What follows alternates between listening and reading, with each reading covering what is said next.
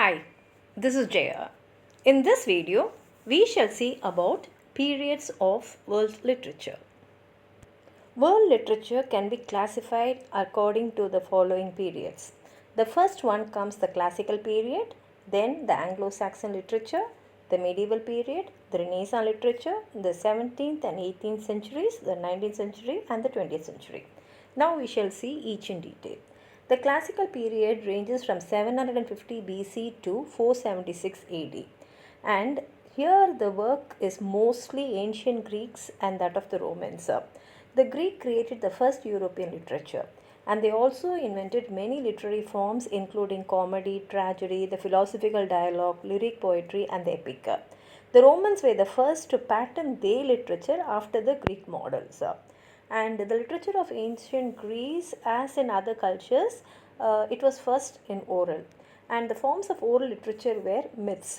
Myths are stories which began as people attempted to answer basic questions about the world, like how the mountains are there, how the day and night is there, how the sun rises, and how the moon is there in the night. Like that, there are so many questions, and myths were formed according to these questions, and they often involve gods, goddesses, and their offsprings. And epics are long poems about heroic deeds which grew out of oral tradition. The Iliad and the Odyssey are two epic poems that the poet Homer composed during the 70s BC, and for hundreds of years epic poems are presented at religious festivals, and they also served as textbooks for Greek children. The Iliad is an ancient Greek epic poem in dactylic hexameter traditionally attributed to Homer. The story is set during the Trojan War, which was a 10-year siege of the city of Troy by a coalition of Greek states. It tells of the battles and events between King Agamemnon and the warrior Achilles. The Odyssey is one of the two major ancient Greek epic poems attributed to Homer. It is in part a sequel to the Iliad. And fables are brief stories that taught a moral or a lesson.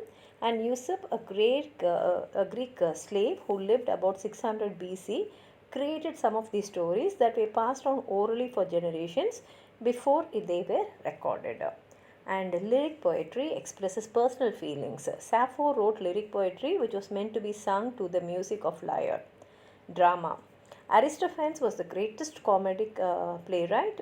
Achilles, Sophocles, Euripides wrote tragedies that influenced later playwrights for many centuries.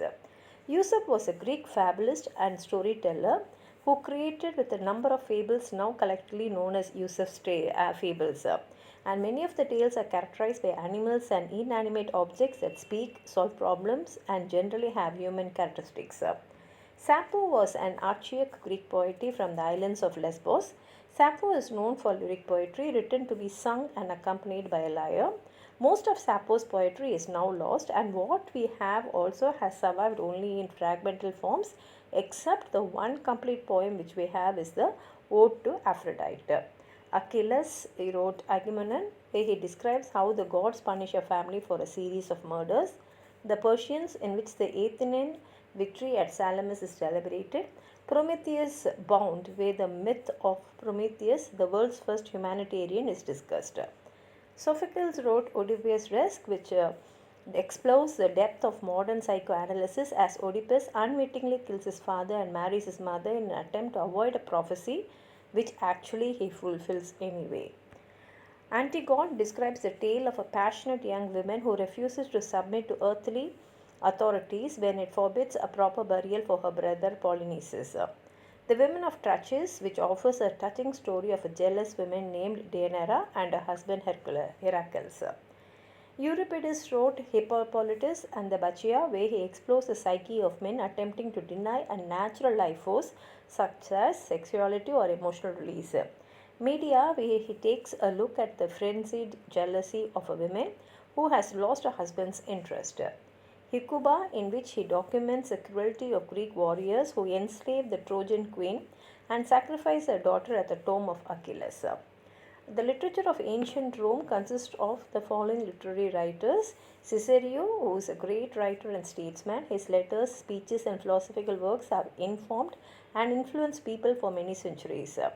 Catullus wrote lyric poetry of great intensity. Virgil wrote Aeneid, an epic poem that is a masterpiece of world literature. Horace wrote Epodes and Odes. Ovid composed his masterpiece, the poem Metamorphoses. Martial perfected the epigram, a kind of short, witty comments on life. The Aeneid is a Latin epic poem written by Virgil between 29 and 19 BC that tells a legendary story of Aeneas, a Trojan who traveled to Italy where he became the ancestor of the Romans. It comprises of 9,896 lines in dactyl and hexameter. The first six of the poem's 12 books tells the story of Aeneas wandering from Troy to Italy, and the poem's second half tells of the Trojans' ultimately victorious war upon the Latins, under whose name Aeneas and his Trojan followers are destined to be subsumed. The odes were developed as a conscious imitation of the short lyric poetry of Greek originals. Pindar, Sappho, and Alcaeus are some of Horace's models. His genius lay in applying these older forms to the social life of Rome in the age of Augustus. The odes cover a range of subjects from love, friendship, wine, religion, morality, patriotism, poems of eulogy addressed to Augustus and his relations, and verses written on a miscellany of subjects and incidents, including the uncertainty of life, the cultivation of tranquility and contentment, and the observance of moderation or the golden mean. The Metamorphoses is a Latin narrative poem by the Roman poet Ovid, considered his magnum opus. It comprises 15 books and over 250 myths.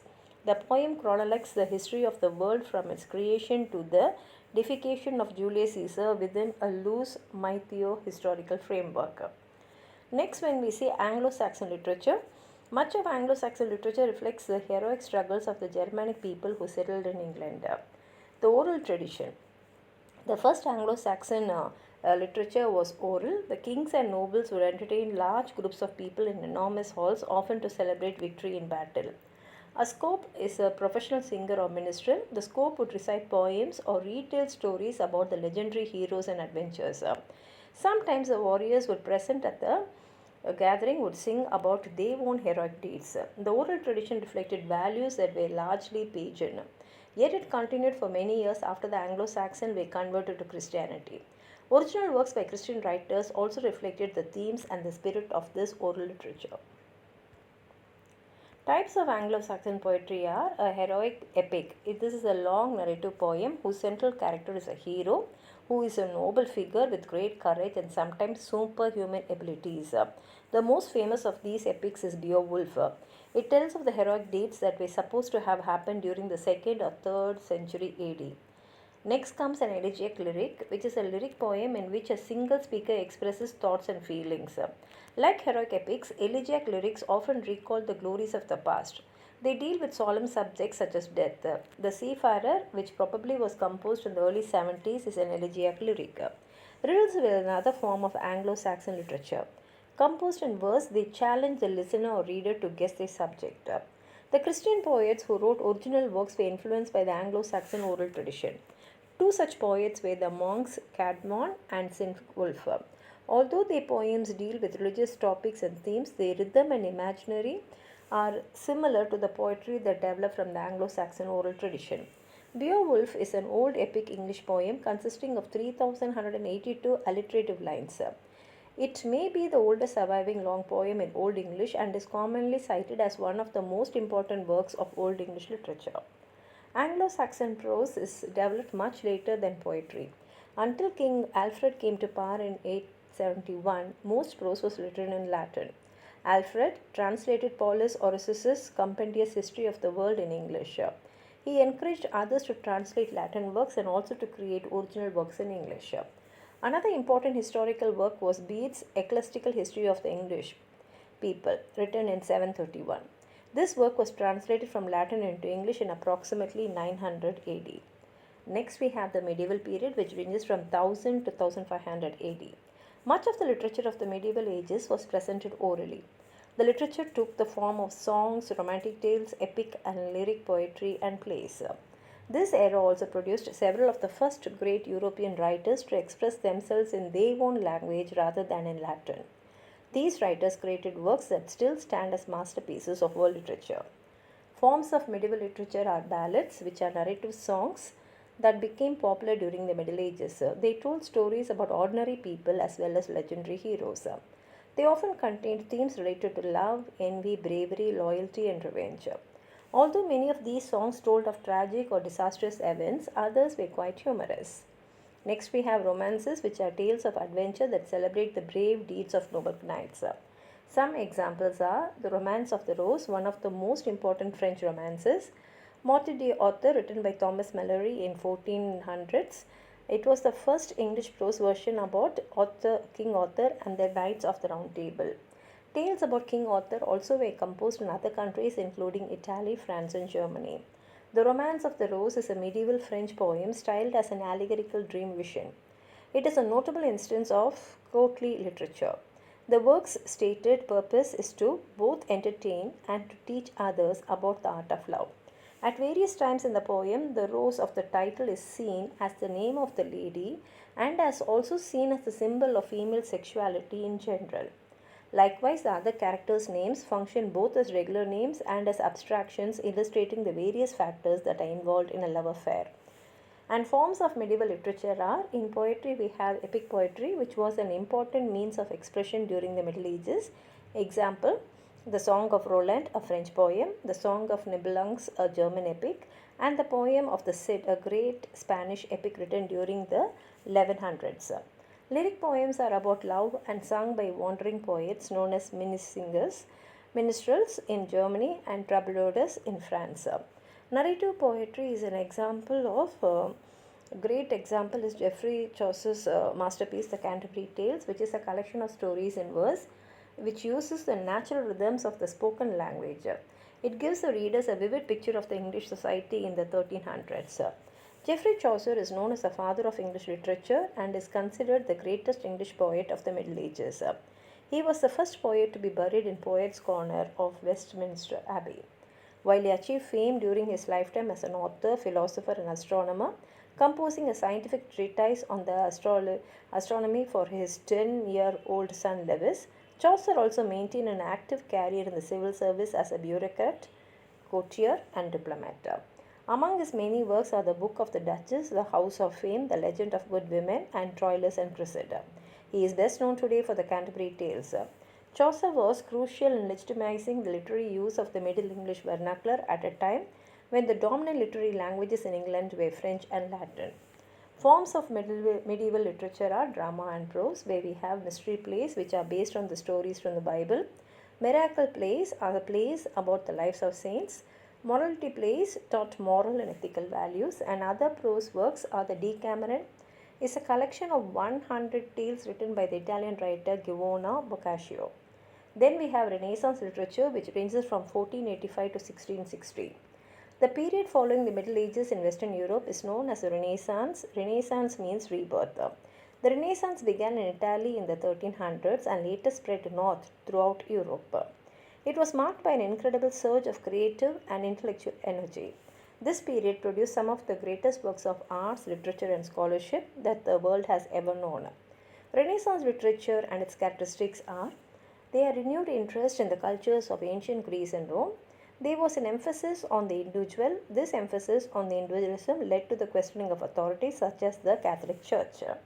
Forms of Renaissance literature are the drama. We have Elizabethan drama, which flourished between 1580 to 1603, and writers of this era are Christopher Marlowe, who wrote Tamburlaine, Dr. Faustus, and other plays. William Shakespeare, the most important dramatist of this year, and we have Ben Jonson and John Lyly. The Spanish drama, its golden age lasted from about 1550 until the late 1600s. Writers of this era are Lope de Vega, Pedro Calderón. Forms of Renaissance literature are poetry and their types. Lyric poetry. The sonnet is one type of lyric composed of 14 lines. A sonnet follows a set pattern and rhyme scheme. The Petrarchan or Italian sonnet made famous by Petrarch. The Shakespearean or English sonnet, which is based on William Shakespeare's sonnets. We have pastoral poetry where it portrays shepherds who live rustic lives in the countryside. Pastorals were written by poets such as the Marquis of Santilla, a Spaniard, Jacoba Samarana, an Italian, and Christopher Marlowe and Sir Walter Raleigh, who is English. Epic poetry included The Fairy Queen, written in honor of Queen Elizabeth by Edmund Spenser, Venus and Adonis by William Shakespeare, Orlando Furioso by Ludovico Ariosto. Forms of Renaissance literature are: in prose we have The Prince by Niccolo Machiavelli, Utopia by Sir Thomas More, The Freedom of the Christian Man by Martin Luther, Don Quixote by Miguel de Cervantes. The Personal Essay was a new literary form invented by Michael de Montaigne. Then we have the 17th and 18th centuries. The literature of the 17th and 18th centuries reflects the new emphasis on reason. Much of this literature is of philosophical nature. A movement called neoclassicism or neoclassicism greatly influenced the writers of this era. During the late 1700s, Romanticism developed as a reaction against neoclassicism. Neoclassicism was a movement that developed in Europe. During the 1600s and 1700s, neoclassical writers modeled their work on the classical literature of ancient Greece and Rome. Like classical writing, neoclassical literature is orderly, reasonable, and dignified. It usually deals with public rather than private themes and avoids expressing personal feelings. Romanticism developed in Europe during the late 1700s. Romantic writers reacted against the forms and themes of neoclassical literature. They expressed themselves using freer artistic forms and they valued emotion over reason. The Romantics focused on the individual rather than society. The individual relationship to nature was a primary concern of Romantic writers. Then we have the 19th century, which is also called as the Age of the Reason. And early 19th century literature comprises of the British Romantics like William Wordsworth, P.B. Shelley, and Robert Browning. Melodrama is a popular form since its purpose is to thrill the audience, have sentimental and sensational actions. And later 19th century literature has realism, which is an attempt to make writing true to actual life. Letters. Some of the great letter writers are Charles Dickens, Charles Lamb, Thomas Gray, and Robert Stevenson. Then we have naturalistic drama, which presents characters as victims of powerful forces within themselves in the world. And we have the 20th century, where the themes of 20th century fiction are influenced by the negative feelings caused by the two world wars. It has been a time of challenge for literature. Loneliness, isolation, and attempts at communication were the frequent themes. Some of these changes are symbolism, a rebellion against realism. Poets began to feel that their work should be personal, emotional, and of the moment. They used complex symbols to reveal their own world. Then we have Imagism, on the other hand, believed in precise and freer rhythms. Free verse, which had no regular meter or rhyme. Some poets tried to make the language of poetry more informal. These poets felt like poetry should be like a conversation, speaking directly to the reader. Drama has been revived and renewed. The subject for plays have become symbolic. Dramatists worked with a variety of forms. These include the classic type of drama, comedy, and tragedy. They also include satire, musicals, and different experimental forms. The technology also caused changes in drama. It includes radio and television drama as well as movies. 20th century non-fiction, we have biography and autobiography, where biographies explore the motives, feelings, and important influences in a person's life. Autobiographies share the same emphasis on the inner workings of the subject. Essay. Speeches in the 20th century can have a greater impact than was previously because of the television and radio through which the speaker delivers the speech to a much wider audience. And letters continue to be used for sending important ideas and maintaining relationships. Writers of this century have also popularized science fiction, detective fiction, and fantasy. If you have anything more to add on to what I've said, please write it in the comment box, like the video, share it with your friends, and if you have not subscribed my channel, please subscribe and support. Thank you.